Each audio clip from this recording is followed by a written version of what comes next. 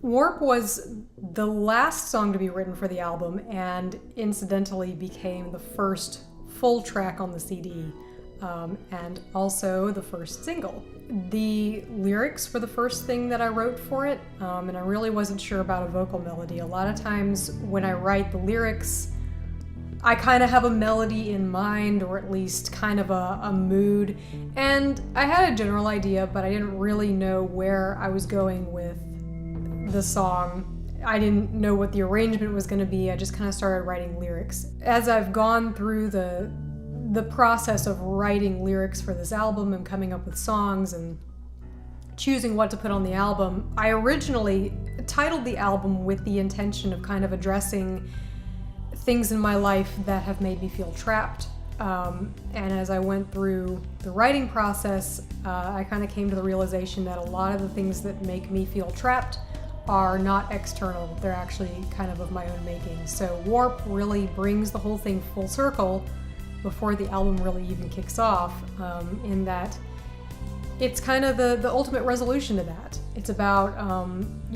breaking out of this cage that you've made for yourself, or maybe somebody else has made it for you, but they don't own you. They can't tell you what to do or how to live your life or how to feel about yourself. And I think that a lot of the issues that people have, and that I know I had, stem from how you see yourself.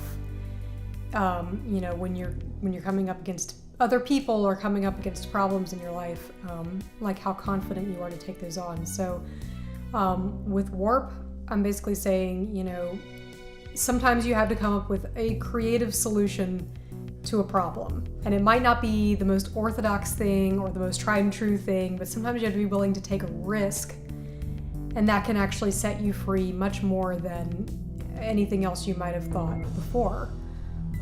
So it really kind of is about changing your thinking, and I thought that, okay, this really sums up the concept of the album, and that's why it ended up being first.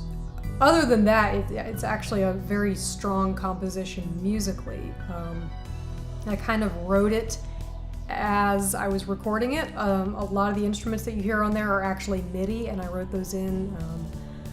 I like the juxtaposition of having the traditionally orchestral instruments like the timpani drum, the glockenspiel, the strings, up against these like really high-tech synth-sounding beats and stuff that I put in there. There are a lot of different sounds going on. And then underneath that is the bass guitar that was played by Andrew Williamson and the awesome solo that he did.